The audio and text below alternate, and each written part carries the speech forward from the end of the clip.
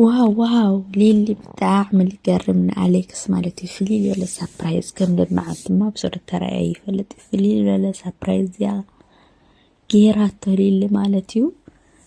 ሰላም ናይ ዩቲዩብ ተኸታተልቲ ዝኾንኩም ከመይ ኣለኹም? ሰላም ዲኹም? ኣነ ሰላም እየ እግዚአብሔር ይመስገን። ንስኻትኩም ኣብ ዘለኹምዎ ሰላምኩም ብዙሕ ትርፍ ይበለለይ እንዳበልኩ ልምዓንቲ ከዓኒ ብሓድሽ ቪድዮ መፅእ ኣለኹ። ነዛ ቪድዮ ክትጅምሩ ከለኹም ላይክ ብምግባር ጀምሩ ኢኹም ሓድሽትን ዝኾንኩም ድማ ሰብስክራይብ እንዳገበርኩም ቤተሰብ ኩኑ ማለት እዩ። ቤተሰብ ዝኾንኩም ላይክ ሸር ይትሕምቑ ብእውነት ስለተበረታትዑኒ ብጣዕሚ እየ ለመስግን እግዚአብሔር ይኽበረለይ ብልቢ ማለት እዩ። ኩሉ ግዜ ስለተበረታትዑኒ ስለኣጅኹን ኣወልኩም ኣብዚ ዘብፅሕኹምኒ ብልቢ እየ ዘመስግን ቤተሰብ ሕዚ እውን ምብረስታዕኹም ኣይፈለኒ ክብል ይደሊ ማለት እዩ።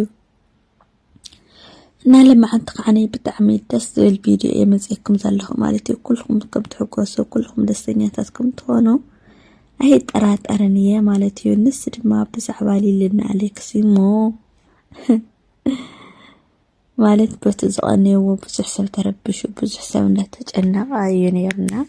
በቃ በተለይ ብሊሊ ዝነበረቶ ኩነታት ብዙሕ ሰብ እንዳተረብሽ ኣብ ሕማቕ ኩነታት እዩ ነይሩ። ኣብዚ ንባዕሉ ኣብ ስደት ኮይኑ ሰብና ሓተይ ልምዓንቲ ግን ደስ ዝብል ዝሕጉሰኩም ዘዝናንየኩም ነገር ይሒዘልኩም መፅእ ዘለኹ ማለት እዩ። ብቻ ንስኻትኩም ሰብስክራይብ ገይርኩም ንዑ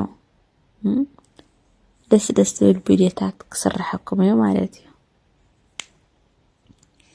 እና ኣሌክስ ትማሊ ይቅርታ ከም ዝሓተታ ሊሊ ከዓኒ ይቅርታኡ ከም ዝተቐበለቶ ነገረኩም ነይረ ማለት እዩ። ብጣዕሚ ደስ ይብል ይቅር ስለዝተባሃሉ ብጣዕሚ ደስ ይልኒ እዩ። ሊሊ እውን ኣሌክስ ይቅርታ ስለዝገበረትሉ ብጣዕሚ ደስ ይልኒ ቤተሰብ ማለት እዩ። ንስኻትኩም እውን ደስ ከም ዝብለኩም እርግፀኛ እየ ማለት እዩ። ድሕሪ ረጊም ከምዚ ዓይነት ጥፍኣት ከምዘየጥፍእ ከምዚ ዓይነት በደል ከምዘይብድላ እዩ ሊሊ ቃል ኣትዩላ ማለት እዩ።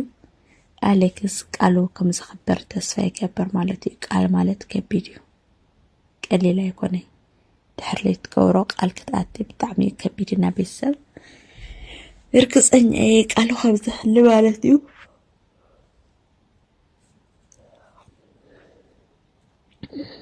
እና በቃ ጥፋትካ ተኣሚንካ ዝፀገም የለይ ይቅርታ ግድን ክገብረልካ ኣለኒ ኣነ እውን የጥፍ እየ ዘይጥፍእ ኮይነ ማለት ኣይኮንክን መጀመርያ ናይ ባዕልኻ እዩ።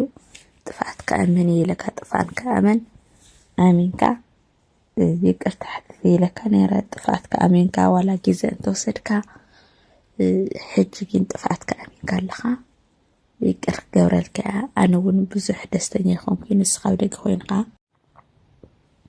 እና ብጣዕሚ ዝርበሽ ነይረ እንኳዕ ተመለስካ በቃ ማለት ሊሊ ሕዚ ዘላት ኩነታት ዓደይ ክኸድየ እንዳበለት እያ ማለት እዩ።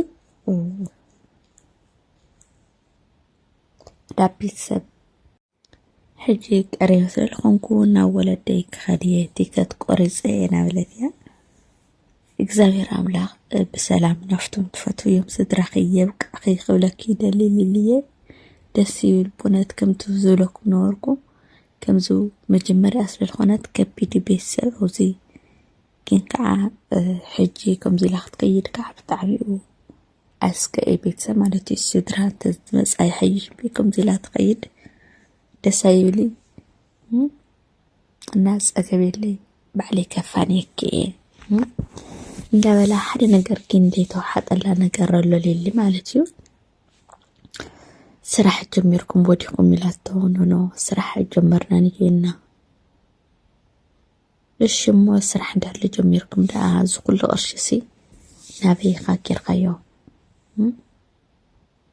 ኣነ ክትሕሾኒ ይደሊ ካብ ድሕሪ ረጊም ይቅርታ ተሓትልካ ምንም ሓሸት ነገር ካባኻ ክርኢ ይደሊ በፍጹም ክትሕሾኒ ይደሊና ንገረኒ ዝሓበኻን ነገር ታሊካ ንገረኒ ያላቶ ሊሊ ማለት እዩ። ኣሌክስ ድማ ምንም ኣነ ቅድሚ እዚ እውን ምንም በቃ ማለት ይህን ያህል ኣነ ንዓኺ حشكي أيفلتن أي حشوكن يوون كاو تحرقين ون من ناقي زحشول نكريه بالليل تقرشي بقى مالت نفس رح من متتفق قرشي يلن إمنني من متتفق قرشي يلن حاسي ونهي بجا نمبر من متتفق قرشي سي يلن الناس تتفق قرشي دما حنت معلتي كنقركي بجا تعقست جيرقي تزقبيني دابلا نيرمش لقرم سابرايز እንዳዘጋጀው ማለት ነው ዋው ዘብል ሰፕራይዝ ይዘጋጀ ያለ ዝለ ማለት ይበስ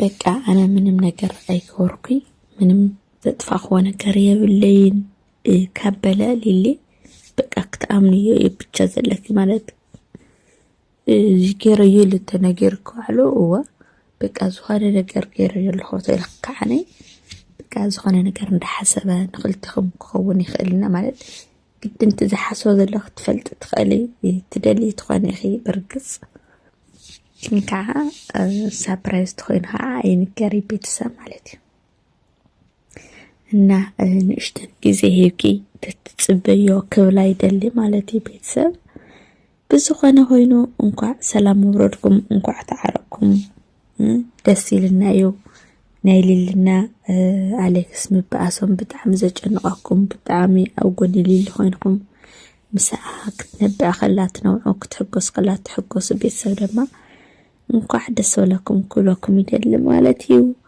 እና ለማዓንቲ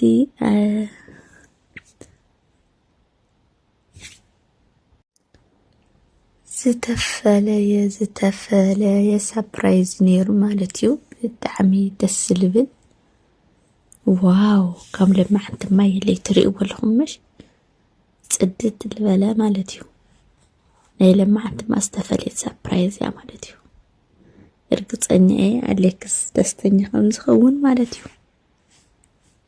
ብጣዕሚ በእውነት ብጣዕሚ ደስ ይልኒ ካፍቲ ጭቅጭቅ ምናምን ወፂኦም ከምዚ ዝበለ ደስታ ከምዚ ዝበለ ሓጎስ ብምቕራቦም ዋው ይበል ቤተሰብ ይበል ቀጽልሉ ኩሉ ጊዜ ከምዚ እንዳወልኩም ዝሐጉስ ቪድዮ ንባዕልትኩም ደስተኛታት ትኾኑ ንቤተሰብኩም ደስተኛታት ትገብሩ ስድራኹም ኣይሻቀሉ እርግጠኛ ቱ ቪድዮታት ክሪእዎ ከለውሲ ስድራኦም ብጣዕሚ ዝርበሽ ነይሮም ዝኾኑ እና ከምዚ ገይሮም ሰላም ኣውሪዶም ብሰርፕራይዝ ክመፁና ድማ ብጣዕሚ ደስ ዝብል ቤተሰብና ናይ ለማዓንቲ ቪድዮ ዝነበረት እዚኣ ትመስል ነይራ ማለት እዩ ኣብ ቀጻሊ ቪድዮና ክሳብ ንራኸብ ድማ ሰሰናይ ንዓኹም ክብለኩም ይደሊ ላይክ ሸር ምግባር ኣይትሕመቑ ኢኹም ባይ ባይ